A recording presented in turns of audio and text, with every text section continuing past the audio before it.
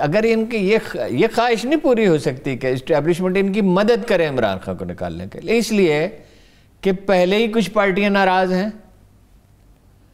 اب وہ P T I کے ورکروں کو ناراض کر لیں جو زیادہ نوجوان لوگ ہیں، پرجوش ہیں، سرگرم زیادہ ہیں، سوشل میڈیا پہ دم نہیں لینے دیتے وہ کسی کو، درست کہہ رہے ہیں۔ تو وہ ان کو کیسے ناراض کر سکتے؟ ان کو اپنے ہی بھروسے پہ کرنا ہو، خود ہی کرنا ہو۔ یہ جو ایک زمانے میں یہ پیٹرن تھا کہ اسٹیبلشمنٹ مدد کر دیتی تھی خاموشی سے، میرا خیال ہے وہ نہیں، اسٹیبلشمنٹ وقت کے ساتھ بہت کچھ بدل گیا ہے ہارون صاحب۔ وقت کے ساتھ ہمیشہ تبدیلی ہی پرماننٹ ہے، ثبات ایک تغیر کو ہے زمانے میں۔ ہر بڑے فلسفی نے یہ بات کہی ہے کہ حالات کے جوں کہ توں کبھی نہیں رہتے۔ ہارون صاحب، وزیر اعظم پاکستان عمران خان صاحب خطاب کرتے ہیں کشمیر سے متعلق، تو آج انہوں نے پھر سے دعوت دی ہے، ویلکم کیا ہے کہ نریندر مودی آئے، بات کرے، مل بیٹھ کے مسئلہ کشمیر کو حل کریں گے، فائدہ ہے کوئی؟ رشتہ دار ہیں نا، بڑے پڑوسی ہیں، دوست ہیں، بڑے خوشگوار تعلقات ہیں۔ مجھے تو یہ فکرت سمجھ میں ہی نہیں آیا کہ وہ ایک قدم آگے بڑھیں، ہم دو قدم آگے بڑھیں گے۔ کیا بڑھیں گے؟ انڈینز کبھی بڑھیں؟ ایک دن بھٹو سورن سنگھ مذاکرات جو تھے وہ برسوں ہوتے رہے، کوئی بریک تھرو، ان کی ایک طے شدہ پالیسی ہے اور اس میں وہاں اتفاق رائے بھی پایا جاتا ہے۔ ہماری طرح اس میں مختلف بولیاں نہیں بولتے لوگ۔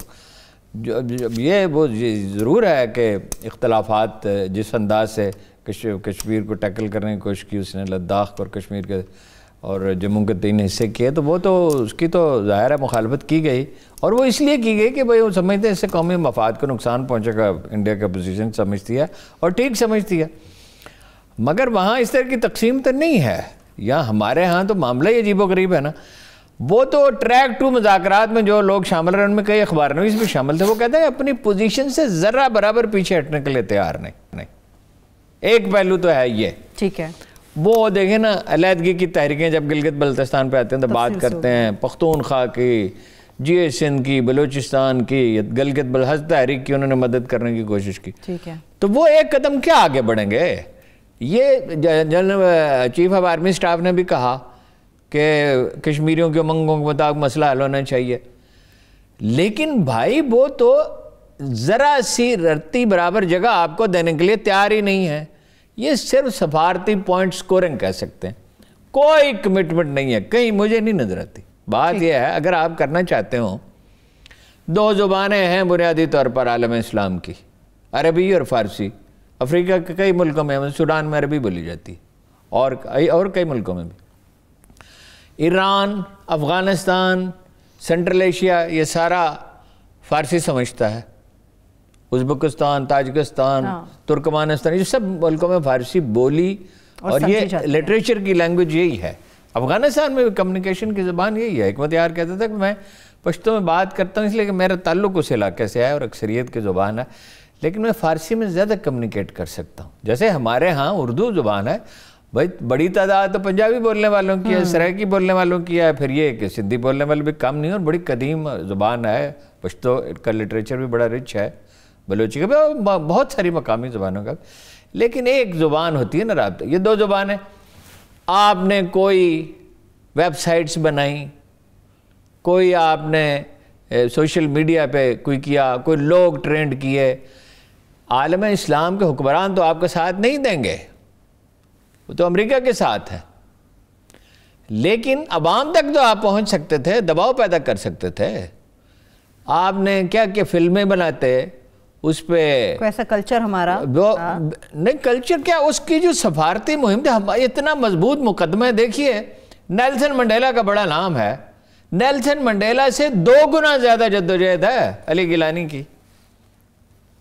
70 سال سے 92 سال عمر ہو گئی ہے، 70 سال سے ایک آدمی مقتل میں کھڑا ہے پورے قد کے ساتھ۔ شبیر شاہ ہے، 30 برس جیل کاٹی ہے شبیر شاہ نے، 14 برس کا تھا جب جیل میں پہلی دفعہ گیا۔ یاسین ملک، اتفاق سے ان میں کئی لوگ میرے ذاتی دوست ہیں، مگر یاسین ملک وغیرہ جب یہاں تشریف لاتے ہیں تو میری ان سے لمبی ملاقاتیں ہوتی ہیں، کئی لوگوں سے ان کے میں نے ملاقاتیں کریں، جس میں وہ ایک کیا کہنا چاہیے کہ بعض لوگوں سے علمی طور پر استفادہ کرنا چاہتے تھے، تو اب بھی کبھی میسیج ان کا آتا ہے، اور ان کے خلاف تو اب جعلی مقدمے بھی بنائے۔ اچھا، خواتین کی بڑی بے مثال جدوجہد ہے، آسیہ اندرابی کی، وہ جیل میں ہیں، ان کی صاحبزادی جیل میں ہیں، ان کے میاں جیل میں ہیں 30 برس، जेल में काटे। वो स्ट्रगल तो ऐसी बेमिसाल है कि दुनिया में उसकी नज़ीर ही कम होगी, लेकिन आलमी हालात उनके हक़ में नहीं, हम उनके साथ, वो हमारे साथ खड़े हैं, हम उनके साथ नहीं खड़े। वाक़या यही है।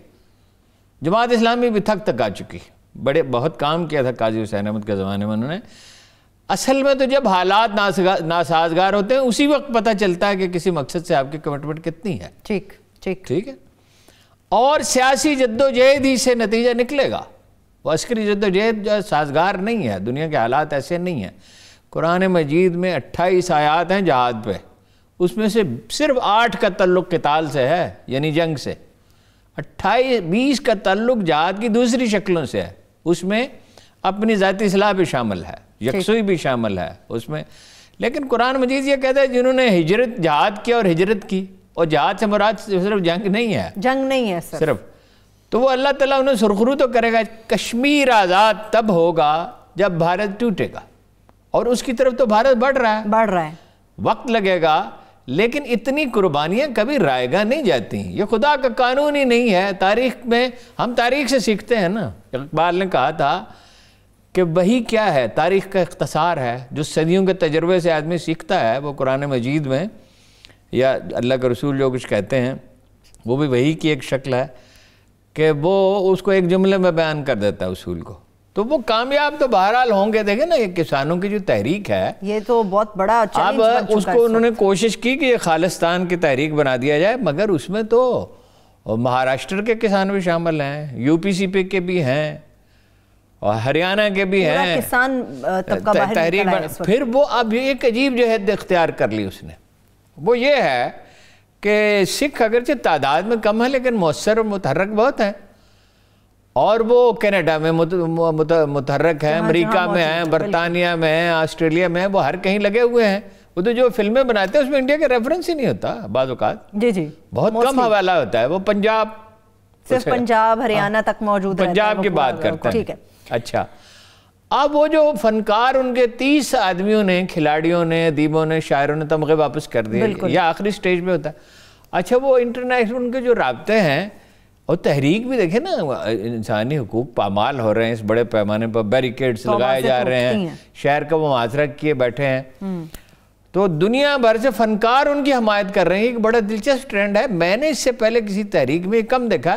यानी वियतनाम में एक मरहले में कुछ लोग जो थे, मोहम्मद अली किले बॉक्सर जो थे, वो कुछ और लोग और आगे आए थे, लेकिन कुछ लोग बाज़ तहरीकों में आखिरी मरहले पे ये होता है। तो आखिरकार भारत का अंजाम तो यही है। भारत का पैटर्न 2 ही हैं, बर्रे सगीर में 2 ही सूरतें रही हैं।